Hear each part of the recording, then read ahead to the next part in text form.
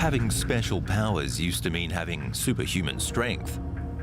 But in the time of COVID, being superhuman takes on a new meaning, like being immune to all current and future forms of the virus. And that may be closer than we thought.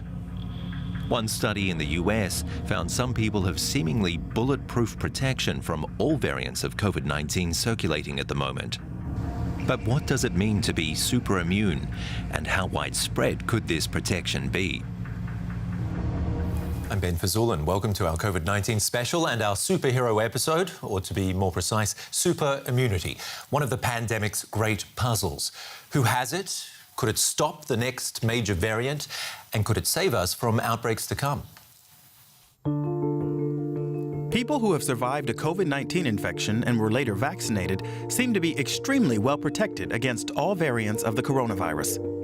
They have stronger antibodies and more of them compared to people who have only either recovered from or been vaccinated against COVID. The antibodies also seem to fend off additional viruses, according to researchers at one university in New York. And altogether, the plasma is now able to fight not only SARS-CoV-2, but also related subretroviruses like those coming from bats or pangolins, and even to some extent, the first SARS that emerged about 20 years ago. However, the researchers only used data from 14 people vaccinated 1 year after they were infected with the coronavirus with either BioNTech or Moderna, which are both mRNA jabs. Now, scientists want to find out whether super immunity can be achieved with other vaccines, such as AstraZeneca. And most importantly, whether vaccinated people who have not previously had COVID-19 can build up this defense against other viruses as well. So what we have to do now is to achieve the same results, the same breadth that you see following infection by vaccination alone. That's why I'm in great favor of the third dose. It will further induce antibody evolution and will make them even better. So we hopefully be approaching what you see following natural infection. The study has shown that the antibodies of the super immune can ward off viruses related to the coronavirus transmitted by pangolins or bats. It's possible that they may even be armed against the next pandemic. It's very, very hard to predict, but at least it gives us an opportunity to appreciate that it is possible to mount responses that will target multiple coronaviruses. So it is it's achievable, and if we are able to reproduce those results with vaccines, then it bodes very well for the current pandemic, but also for future pandemic by related coronaviruses. But questions remain. For example, whether these super immunity antibodies are created if an infection follows a vaccination, or how long super immunity lasts at all. There are questions for our guest, Priyamvada Acharya, Director of the Division of Structural Biology at the Duke Human Vaccine Institute. It develops vaccines and therapies or therapeutics. Another study shows former SARS patients vaccinated against COVID may also have this super immunity. Just what sort of a breakthrough, or what sort of breakthroughs are we talking about here with these studies?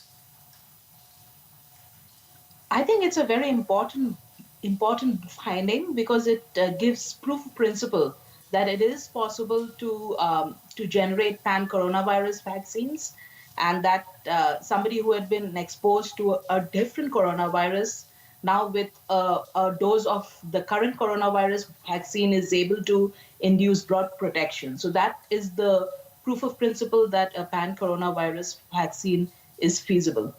And can you tell us or give us an idea of how long this super immunity actually lasts? I don't think these are new studies. I don't think we know it for sure yet, but if a vaccine is able to induce protection, and if a prior infection gives that memory to induce, to be able to react to the new vaccine and induce broad immunity, that is promising. But how long it'll last, it's a little bit hard to say now.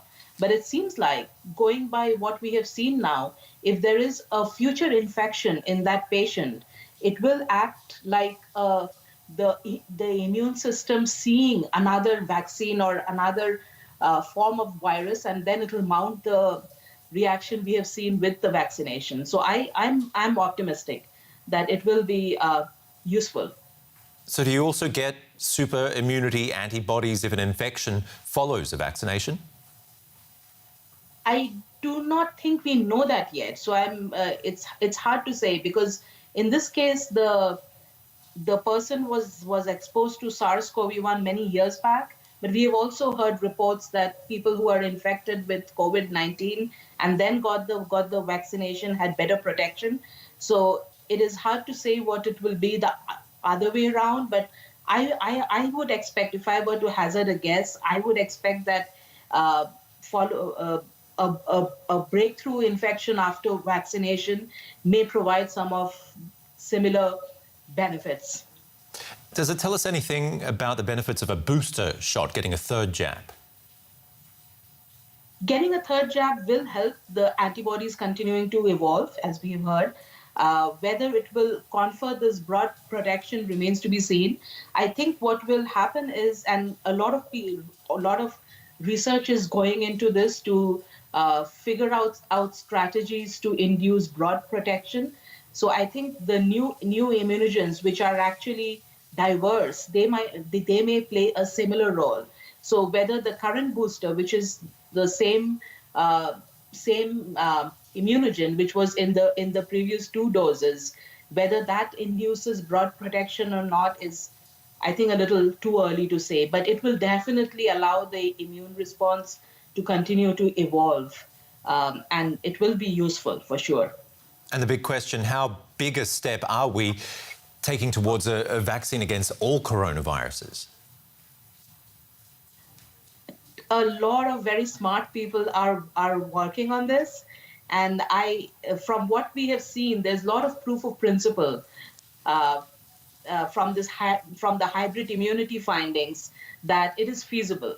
So I'm very, very optimistic that there will be a pan-coronavirus vaccine sooner rather than later.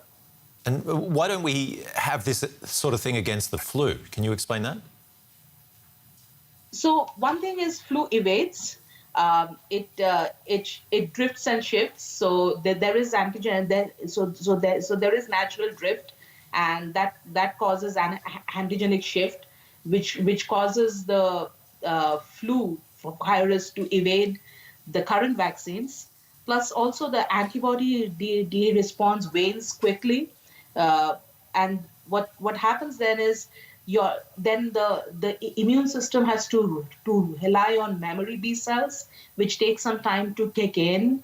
And we know that the flu virus it causes very rapid infection. Mm-hmm. So I think that's why we don't have this doesn't work so well against the flu, due to a few things like antigenic drift and the fact that the immunity conferred by the flu vaccine wanes quickly.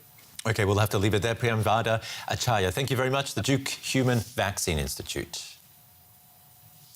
Thank you. Bye. A question now about your immune response to the COVID vaccines with our very own Derek Williams.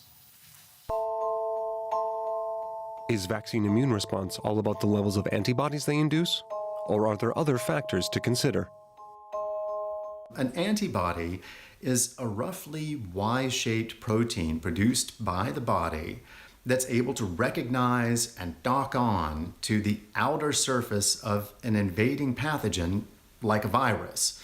By docking on, the antibodies might neutralize it directly by blocking the mechanisms that allow it to invade a cell, or they might flag up the invader for destruction by other layers of the immune system's defenses. It takes some time for the immune system to learn how to tailor specific antibodies to specific pathogens. So the levels of those particular antibodies are often used as a kind of rule of thumb when it comes to judging immune status. If someone has a lot of the antibodies specific to SARS-CoV-2, then that's viewed as a sign that the person is unlikely to get a severe case of COVID-19. But it's a lot more complicated than that, because other immune system factors, in particular what are called B cells and T cells, They also play key roles in antibody production as well as long-term immunity. Antibody levels will tend to drop off in the months after infection or vaccination, experts say, because your body doesn't keep churning out antibodies to every disease you've ever been exposed to at high levels forever. That would be a waste of resources. Instead, immune system cells store long-term information on known pathogens and how to make antibodies against them. If you're exposed then again later, they recognize the invader and they can quickly ramp back up antibody production and immune defenses. In talking about immune response or a lack of it, however, we tend to focus on antibody levels because they're a fairly straightforward metric to measure. But they're really just one factor in a very complex system. And a few other COVID-related stories making news before we go. The head of the European Commission, Ursula von der Leyen, says the European Union has exported 1 billion COVID vaccines produced here to over 150 countries since late last year. The EU has exported as many vaccines as have been given to the bloc's citizens. Malaysia's reported the lower new coronavirus cases since June, the first day below 6,000. It still has one of Asia's highest per capita case counts. Over 90% of adults are vaccinated. And the Australian state of Queensland plans to open to vaccinated travellers by December 17, allowing them in without quarantining. The Premier reckons by then they'll have vaccinated 80% of the population aged 16 and over. Nice to have you along. Stay safe and see you again soon.